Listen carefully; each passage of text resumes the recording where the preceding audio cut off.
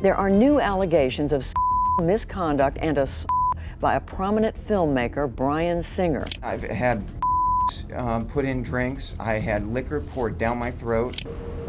To hear that Brian Peck was a it made me wonder immediately about who was being hurt. It wasn't dealing with anybody on the shows or anything, right?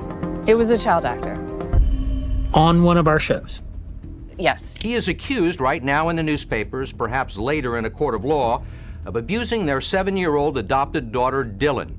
Woody Allen doesn't deny having an affair with 21-year-old Soon-Yi Previn, whom Mia adopted. Now I find it hard to believe how well organized it was. Imagine discovering the ugly truth behind the glitz and glamour of Hollywood from one of its biggest stars. What are directors really up to behind the scenes? Why is Hugh Jackman speaking out now? Could the man who brought Wolverine to life be exposing the very industry that made him famous? I think you heard you.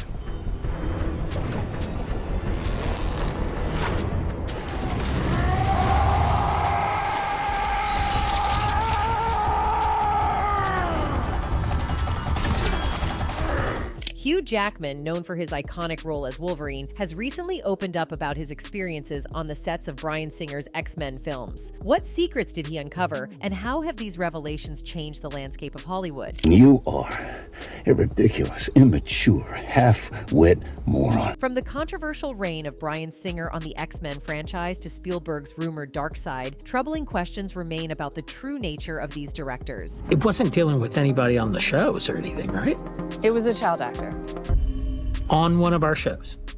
Yes. And as we unravel the disturbing truths about Brian Peck's past at Nickelodeon and Woody Allen's contentious relationships, one has to wonder, how much more is there to uncover? The curtain rises first on Bryan Singer, the mastermind behind the X-Men series. Yet behind the glitz and glam, allegations of unprofessional behavior and harassment have plagued his career. There are new allegations of misconduct and assault by a prominent filmmaker, Bryan Singer. Jackman recently opened up about the tense atmosphere on set, hinting at a culture that has thankfully begun to change. While Jackman wouldn't directly corroborate previous public comments or allegations about Singer's behavior, he noted that it was his first movie in America, and therefore expectations of how a set was run were all so new to me. There are some stories, I think there are some ways of being on set that would not happen now, and I think that things have changed for the better, he said. There's way less tolerance for disrespectful, marginalizing, bullying, any oppressive behavior. There's zero tolerance for it now, and people will speak out, and I think that's great. Bryan Singer, once celebrated as a trailblazer in superhero cinema, harbors a troubling legacy filled with scandal and controversy. Those who have worked with him often depict a darker side, describing him as manipulative and exploitative, particularly toward vulnerable individuals. This reputation, cemented long before the revelations of the #MeToo movement, casts a long shadow over his accomplishments. Singer's evil director persona began to emerge publicly in 1999 during the production of the original X-Men. While Singer and his team were working at the old Fox offices, they received a surprising visit from none other than Michael Jackson. The King of Pop arrived with a proposal to play Professor Xavier in the upcoming film. Producer Lauren Shuler Donner recalled questioning Jackson's suitability for the role, given that Xavier is traditionally an older white man. Unfazed, Jackson offered to transform his appearance with makeup, even presenting an elaborate pitch featuring his film Ghosts, where he played a 60-year-old white mayor.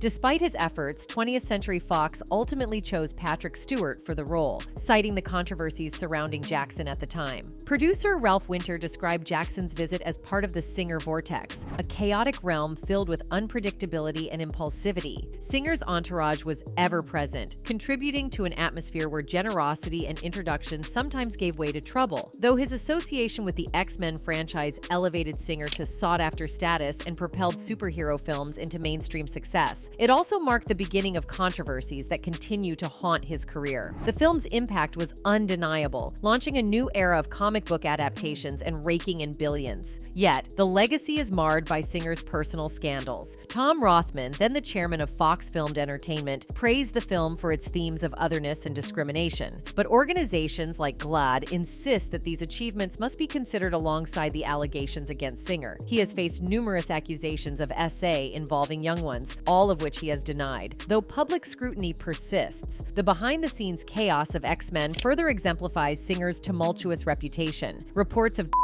tantrums and feuds on set emerged, with one scandal unfolding 4 months after production wrapped. An actor filed a civil suit claiming SA by 3 of Singer's associates, none directly connected to the film. This incident marked the start of Singer's infamous on-set behavior, which many believe went unchecked and enabled his transition from a promising director to a controversial figure. Lauren Schuler-Donner, reflecting on Singer's behavior, noted that the industry often turns a blind eye to the misconduct of brilliant creatives. This leniency, she suggests, allowed Singer's behavior to escalate. During the development of Apt Pupil, lawsuits arose in 1997 alleging misconduct with young ones, reportedly settled confidentially. Despite these controversies, Fox greenlit X-Men with a $75 million budget, entrusting Singer with its direction. Singer's on-set conduct during X-Men was erratic. Reports of mood swings and explosive tantrums were frequent. In interviews, Singer claimed he was taking medication for a bad back, but those on set described his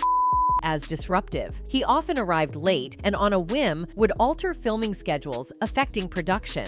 Despite these challenges, X-Men exceeded expectations, earning $54 million in its opening weekend and $296 million worldwide. Critics lauded it as a groundbreaking comic book movie, leading to Singer's return for X2 with an even larger budget. However, Singer's behavior grew more destructive, culminating in a confrontation with producer Tom DeSanto. After Singer allegedly arrived incapacitated to set, DeSanto attempted to halt production, fearing for crew safety. Singer defied him, leading to a botched stunt that injured Hugh Jackman. The cast, except for Ian McKellen and Rebecca Romijn, confronted Singer, threatening to quit if DeSanto was removed. Halle Berry famously told Singer, "You can kiss my black ass," a line that has become part of Hollywood lore. While Singer's representatives deny the incident, it exemplifies the volatile environment on his sets. Despite the controversies, X2 was another hit, grossing $408 million worldwide. Singer continued directing X-Men films, including Days of Future Past and Apocalypse. Meanwhile, allegations and lawsuits against him piled up. In 2014, Singer was accused of assaulting a young person after the Superman Returns premiere. Nevertheless, he landed the directing gig for Bohemian Rhapsody, which began production in 2017. However, as the #MeToo movement gained momentum, Singer's career faltered. His erratic behavior on set led to his dismissal, though he still profited significantly from the film. His subsequent hiring for Red Sonja was short-lived, replaced after a 2019 expose detailed further accusations. In any case, Singer is not the only controversial director in Hollywood. Steven Spielberg is a name synonymous with cinematic magic, yet even he is not immune to controversy. The Raiders of the Lost Ark director has been accused of some pretty nasty stuff. One of the most interesting things about Raiders of the Lost Ark is that the public has the transcript of the 1978 story meetings between George Lucas, Steven Spielberg, and Lawrence Kasdan. These 3 men sat in a room and threw out ideas before the movie was written, and it's an interesting look at the process behind one of the most influential action films of all time. And then you get to the ideas behind Marion Ravenwood, and how the 2 characters know each other. George Lucas said, "I was thinking that this old guy could have been his mentor. He could have known this little girl when she was just a kid, had an affair with her when she was 11. Kasdan replied, "And he was 42. Lucas said, "He hasn't seen her in 12 years. Now she's 22. It's a real strange relationship." Spielberg then chimed in, "She had better be older than 22. Lucas added, "He's 35, and he knew her 10 years ago when he was 25, and she was only 12. It would be amusing to make her slightly young at the time." Spielberg then justified everything, saying, "And promiscuous. She came on to him." Lucas added, 15 is right on the edge. I know it's an outrageous idea, but it is interesting. Once she's 16 or 17, it's not interesting anymore. But if she was 15 and he was 25, and they actually had an affair the last time they met, and she was madly in love with him and he..." Spielberg then replied, "She has pictures of him. This is a brainstorming session, so bad ideas are going to be presented and ultimately thrown out. But the idea that Marion was way too young when the relationship started was always part of the characters." Lucas thinks that 15 is right on the edge, and he doesn't mean on the edge of acceptable behavior for a grown man to sleep with a 15-year. His point was, if she were any older, the relationship wouldn't be as interesting. So we have 3 of the creative minds behind Indiana Jones, and the conversation turns to the fact that he's a statutory SAer clear. The conversation is how young is too young and how old is too old. But whatever the age in that range, it's very clear that what Indiana Jones did was wrong, even if she was promiscuous. The men who brainstormed the story, and Indiana Jones himself, seem to think he can't be blamed as long as she came on to him. After all, he says in Nepal, she knew what she was doing. Lucas didn't rub the audience's nose in it, but it was always a part of the relationship. This is a resource that you can either mine or not. It's not as blatant as we're talking about. You don't think about it that much, Lucas explained. You don't immediately realize how old she was at the time. It would be subtle. She could talk about it. I was jailbait the last time we were together. She can flaunt it at him, but at the same time, she never says, I was 15 years old. Even if we don't mention it, when we go to cast the part, we're going to end up with a woman who's about 23 and a hero who's about 35. Karen Allen played the character, and she was 30 when the film was released. Harrison Ford was 39. The age of their original affair, outside of the lines quoted above, was kept as subtext, and in the Hollywood tradition of male stars being older than their love interests, the difference in age didn't seem shocking or even strange. There's a blind item from back in Jurassic Park time. So this item involves two people, Ariana Richards, who starred in Jurassic Park, and Steven Spielberg. It reads, if you were just barely a teen and were on a film set a long way from home, things would be tough.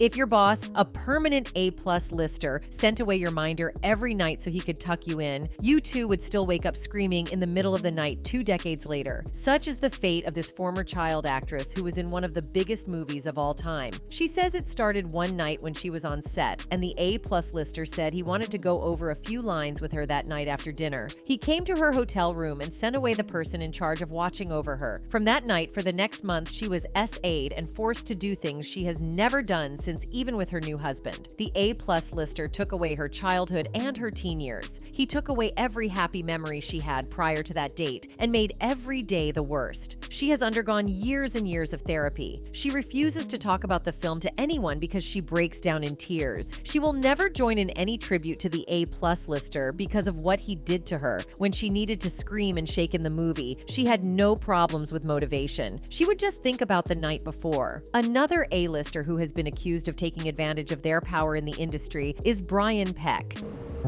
To hear that Brian Peck was a it made me wonder immediately about who was being hurt. It wasn't dealing with anybody on the shows or anything, right? It was a child actor. On one of our shows.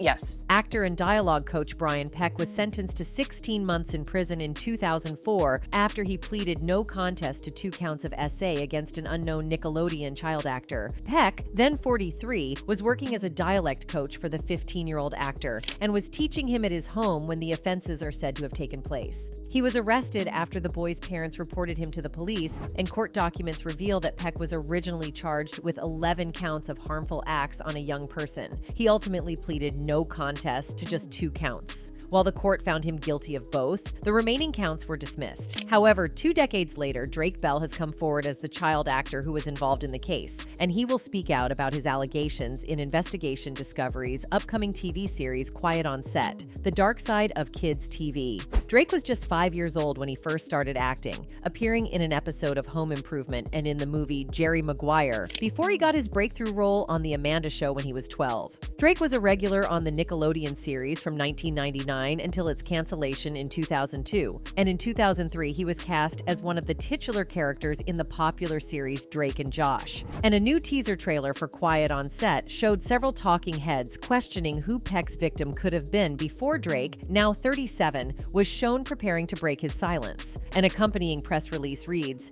former Nickelodeon star Drake Bell will be sharing publicly for the first time the story of the AB he suffered at the hands of Brian Peck, his former dialogue coach, who was convicted in 2004 for his crimes against Drake and ordered to register as an S offender. The allegations surrounding Peck recently resurfaced after the cast of Boy Meets World discussed their relationship with him in an episode of their podcast, Pod Meets World. In the episode, stars Ryder Strong and Will Friedle admitted to feeling shame and guilt for supporting Peck amid his court case as they recalled the friendship that Peck struck up with them when he started working on the ABC sitcom back in 1997. Ryder was just 16 years old when he first met Peck, Will was 19, and Peck was 37. Despite the large age gap, it was alleged that Peck would attend parties and social events with Ryder while simultaneously forging a close friendship with Will, and eventually became part of their most trusted inner circle. The two men and their co-host, Danielle Fishel, claimed that Peck would impress his young colleagues by name-dropping all of the famous people he knew and had worked with over the years, and said that he would be incredibly charming and funny as he repeatedly joined them for lunch on set.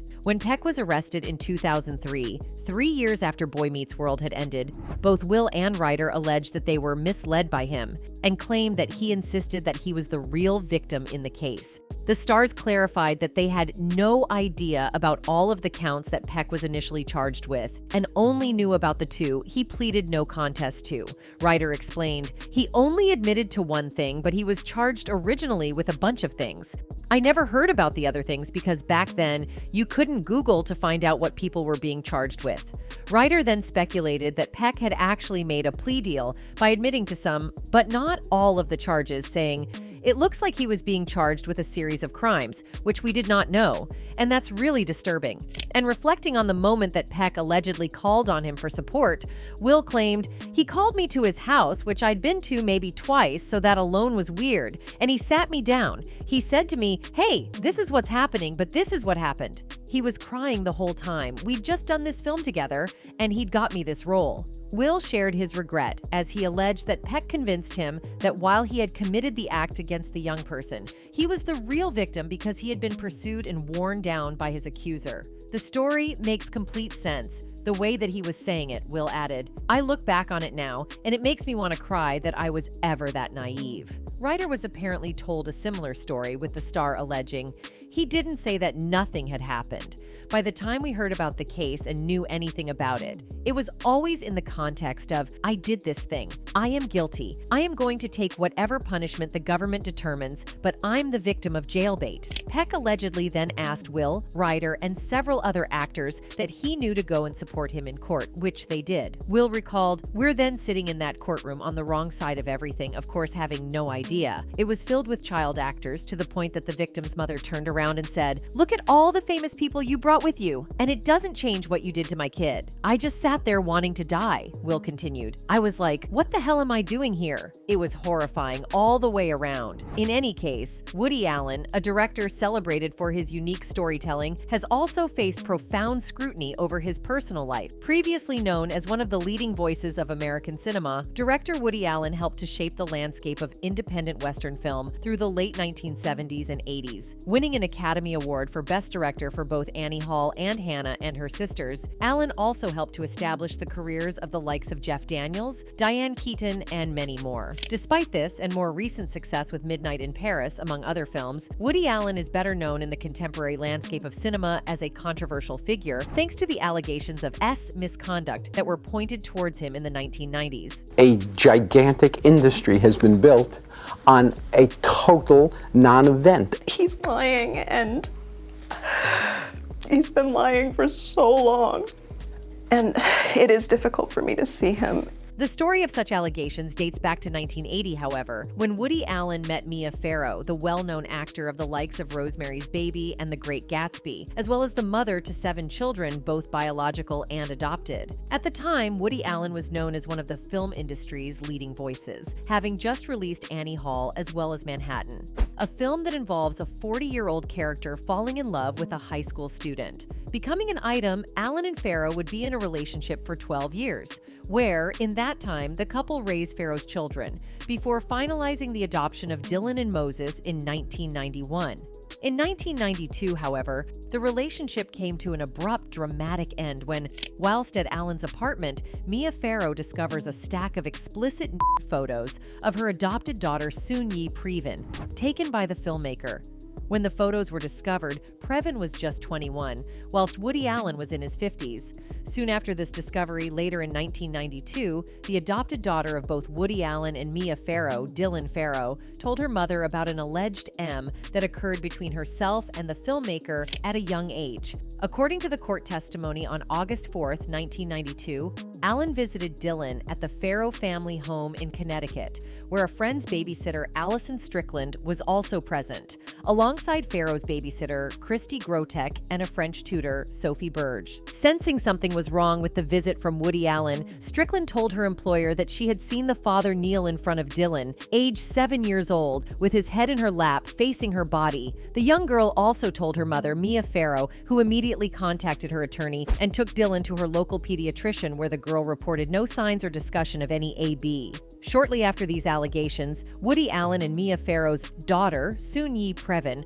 went public with their relationship, and the once celebrated filmmaker was faced with an onslaught of media criticism. Holding a press conference to defend himself against the very serious allegations of SA, Woody Allen stated, "This is an unconscionable and gruesomely damaging manipulation of innocent children for vindictive and self-serving motives," in typically meticulous prose, suggesting that Farrow had influenced Dylan to lie as to punish Allen for his relationship with Soon-Yi Previn. The filmmaker went on to add, "Currently popular though heinous card played in all too many child custody fights, and while sometimes effective, the tragedy of programming one's child to cooperate is unspeakable." For a while, the media whirlwind slowed down until March 18, 1993, where Allen confirmed that after a team of medical experts examined Dylan over several months, no signs of SA could be found. Shortly after this announcement, just a few days later on March 26th, Mia Farrow testified before the New York State Supreme Court, where Woody Allen was suing for sole custody of their 3 children, Satchel, Dylan, and Moses. Confirming that Dylan had told her that Allen had SA'd the previous summer, Farrow also insisted that her young daughter didn't want to tell the doctors about her AB, videotaping a private confession between herself and Dylan, which was roughly edited.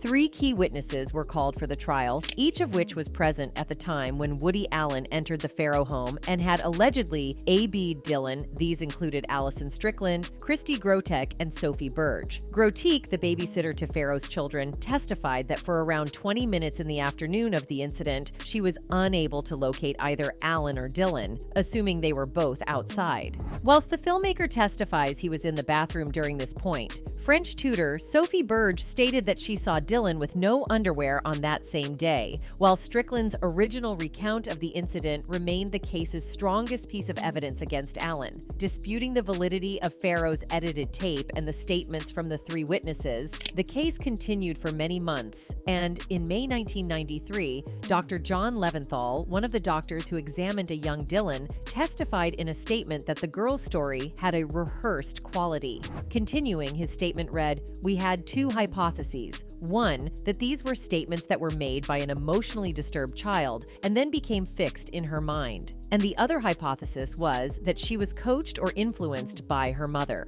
Both results that Dr. John Leventhal proposed supported Woody Allen's position in the case, suggesting that Dylan's comments had indeed been fabricated. In his closing remarks, the doctor noted, "We did not come to a firm conclusion. We think that it was probably a combination." On June 8, 1993, the court awarded the custody of Moses, Dylan, and Satchel to Mia Farrow, and Woody Allen lost the long, hard-fought battle. As reported by a thorough examination by the New York Times, Woody Allen was handed a scathing decision from Judge Elliot Wilk, calling the filmmaker a self-absorbed, untrustworthy, and insensitive father, criticizing his affair with Farrow's adopted daughter, Soon-Yi Previn. The case reached a climax in September 1993 when Frank S. Macco, the state attorney of Litchfield County, Connecticut, held a press conference to state that he had probable cause to charge Woody Allen with SAing Dylan Farrow. Strangely, however, the attorney stated that he would not charge Allen due to the potential trauma that such a prison sentence could cause for Dylan. In December 1997, Woody Allen and Soon-Yi Previn would marry, bookending a disastrous few decades for the filmmaker that had seen him locked into a failed custody battle with Mia Farrow, as well as accusations of Child M that continued to be questioned. Though the case had certainly quietened, Woody Allen walked away from the situation as a broken man and shell of his former celebrated self, leaving a chasm of destruction in his path. As we pull back the curtain on the dark side of Hollywood's most notorious directors, it becomes clear that talent and vision should never excuse abusive behavior.